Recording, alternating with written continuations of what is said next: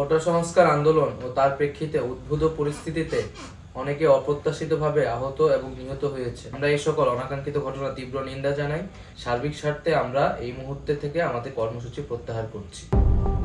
জুলাই অভ্যুত্থানের আন্দোলন যখন তুঙ্গে, তখন আন্দোলনকে দুর্বল করতে গুম করা হয় নাহিদ ইসলাম, হাসনাত আব্দুল্লাহ, নুসরাত তাবাসসুম, আবু বাকের মজুমদার, সার্জিস আলম, আসিফ মাহমুদ, সজীব ভুঁইয়া সহ বৈষম্য বিরোধী ছাত্র আন্দোলনের 6 সমন্বয়ককে দেয়া হয় ডিবি হেফাজতে।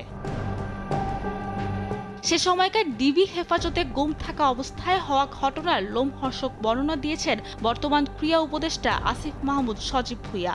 কোটা বৈষম্য দূরীকরণে আমাদের সকল বাধা অতিক্রম করে সাফল্য ছিনিয়ে আনবো। আন্তর্জাতিক অপরাধ ট্রাইব্যুনালের তদন্ত সংস্থায় দেয়া জবানবন্দিতে উঠে আসে 19 জুলাই ইন্টারনেট বন্ধ থাকা অবস্থায় তাকে তুলে নেয় ডিজিএফআই এর সদস্যরা।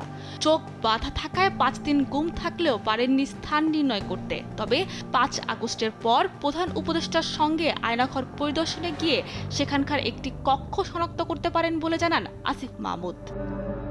আন্দোলনের শুরু থেকেই ডিজিএফআই এর একটি পক্ষ সমঝোতায় চেষ্টা চালায় বলে জানান আসিফ। এ সময় তৎকালীন শিক্ষা প্রতিমন্ত্রী মুহিবুল হাসান চৌধুরী নওফেলের সঙ্গে কথোপকথনের স্ক্রিনশট দেখিয়ে সমঝোতার প্রস্তাবও দেয় সিটিটিসির একজন ঊর্ধ্বতন কর্মকর্তা।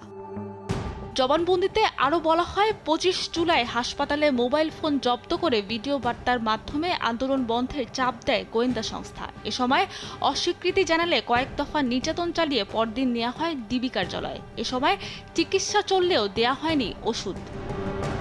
ডিএমপি রমনা জোনের প্রধান হুমায়ুন আন্দোলনকারীদের পাশাপাশি পরিবারকে মামলা দিয়ে হয়রানির হুমকি দেয়। এ সময় মারধর করা হয় ভিপি নূরকেও। দুদিন পরপর তৎকালীন ডিবি প্রধান হারুনও মামলার হুমকি দিত বলে উঠে আসে জবানবন্দিতে। আন্দোলন প্রত্যাহারের ভিডিও বার্তা প্রসঙ্গে আসিফ মাহমুদ জানান, শুধু তৎকালীন প্রধানমন্ত্রী শেখ হাসিনা ও স্বরাষ্ট্রমন্ত্রীকে দেখানোর কথা বলে জোরপূর্বক ভিডিও বার্তা নিয়ে তা ছেড়ে দেওয়া হয় সামাজিক যোগাযোগ মাধ্যমে। সাবরিনা মজুমদার, দেশ টিভি, ঢাকা।